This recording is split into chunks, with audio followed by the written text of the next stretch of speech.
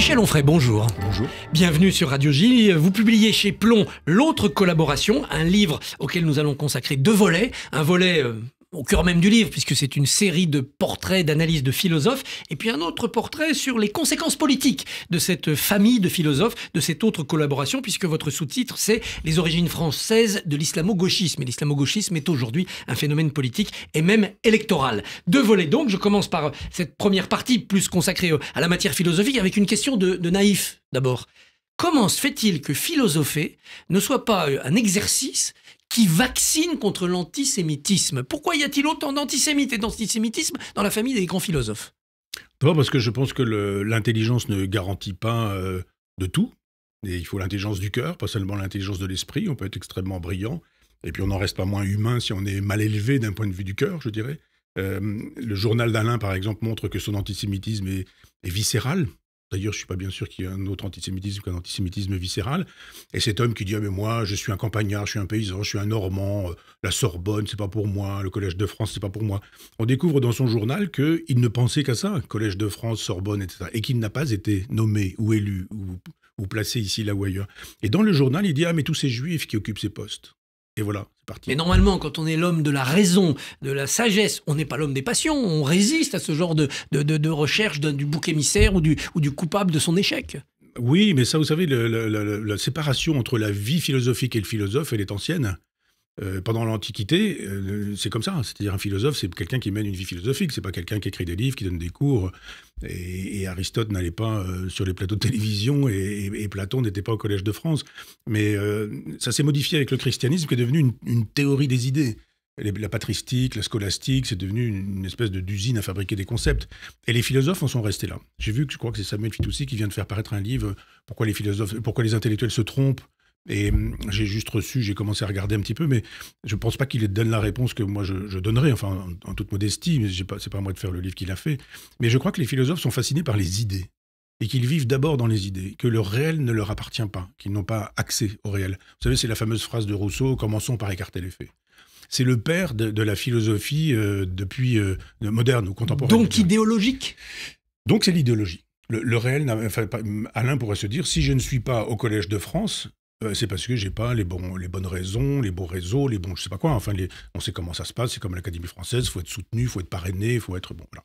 Et puis point à la ligne. Mais de là à dire c'est encore un coup des Juifs, c'est beaucoup plus facile. C'est la bête qui parle. C'est le cerveau reptilien qui parle. Pas besoin de faire fonctionner le cortex ou le néocortex. Je pense qu'il y a un moment donné où quand ça fait exploser, une information fait exploser le cortex, c'est le cerveau reptilien qui prend la suite. Et là, pour le coup, on mord, on arrache, on griffe, on tue, on assassine.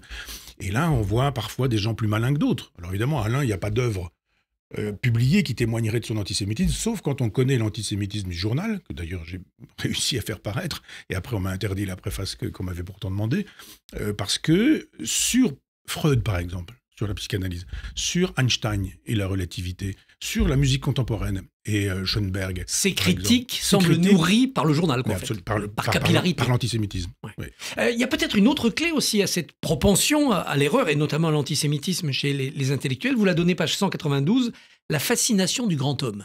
Hitler, Staline, Khomeini, ça joue aussi cela. Là, le philosophe admire le guerrier, le conquérant.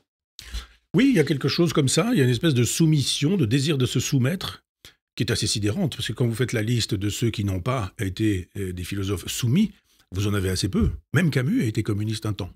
On le dit assez peu, mais il a été membre du Parti communiste algérien, mais il n'empêche, à l'époque, le Parti communiste était quand même pro-soviétique, même s'il était algérien, même si c'était celui d'Algérie.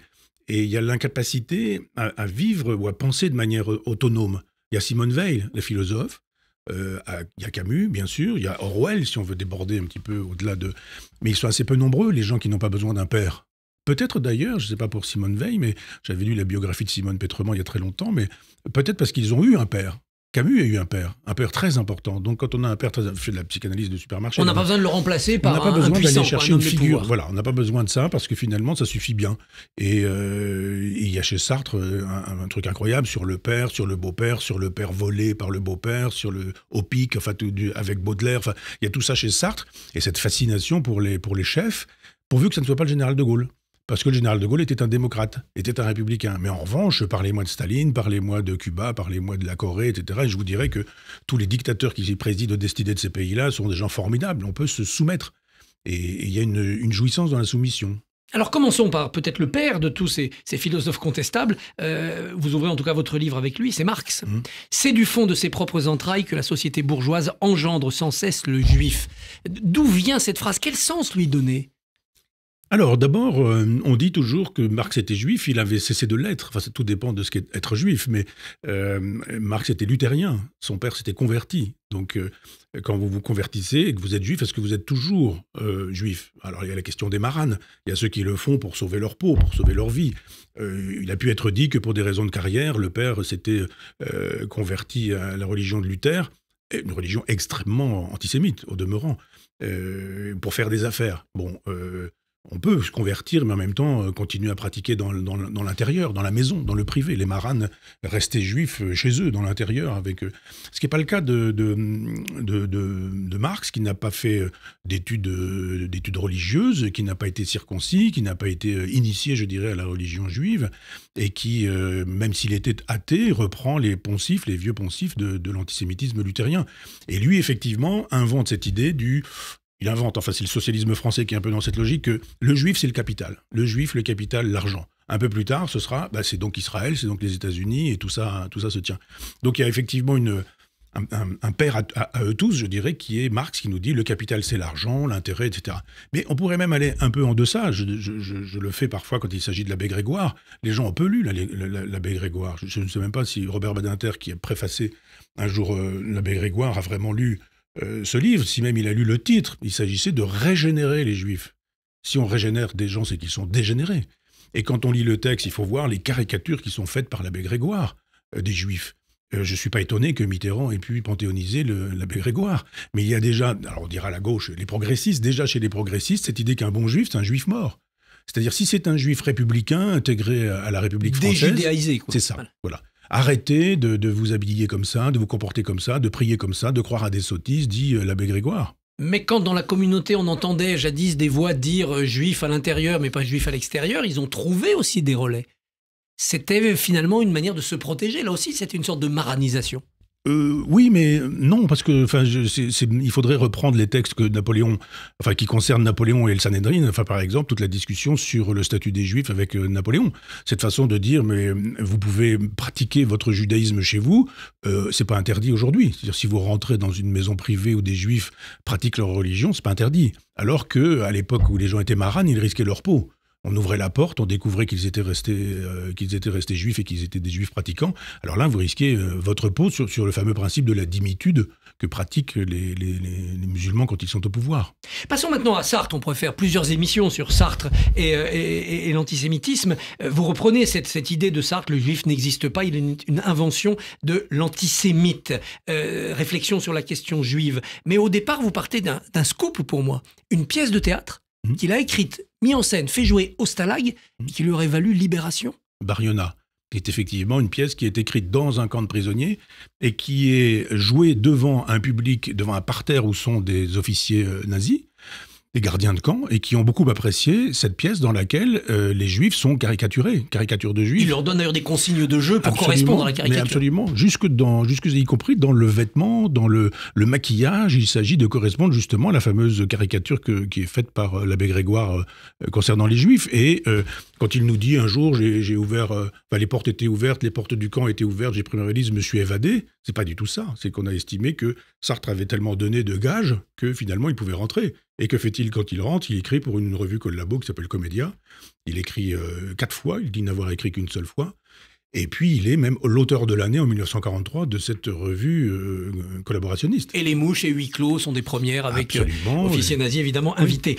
Mais cette réflexion sur la question juive, cette phrase sur le juif est une invention de l'antisémite, est-ce que c'est pas le début d'une réflexion, voire d'une rédemption? Non, ça c'est très exactement un exercice de normalien. C'est brillant, c'est intelligent. C'est paradoxal, et là pour le coup quand c'est paradoxal on se dit tiens oui finalement quelle belle idée, etc. Et puis si on creuse un petit peu ça veut dire quoi? Qu'un jour il y a un antisémite et qu'il se met à créer un juif, mais l'antisémite il faut bien qu'il déteste quelqu'un qui lui préexiste. Ça n'a pas de sens. Vous dites qu'il renie 3000 ans d'histoire juive. C'est ça. C'est une façon de dire, si vous êtes antisémite, vous allez fabriquer un type qui va s'appeler le juif, alors qu'il y a 3000 ans d'histoire qui témoignent en faveur d'un peuple et du fait que nous puissions provenir, qu'on puisse provenir de ce peuple-là. D'où le silence de Sartre sur la création de l'État d'Israël. Oui, par exemple. Mais il le dit lui-même que ce texte est mauvais, Sartre, à la fin de son existence, en disant « je fais ça de chic, sans rien lire, sans rien regarder sur une table de bistrot, simplement il fallait écrire quelque chose ». Et puis voilà, Sartre est une mécanique intellectuelle brillantissime et qui touche n'importe quel objet. Donc s'il s'agit de dire du mal de De Gaulle, il est dans l'outrance, je ne dis pas les gros mots qu'il utilise quand il est dans ses entretiens avec Guérassi, par exemple. Et puis quand il veut dire du bien de Castro, c'est formidable, voilà.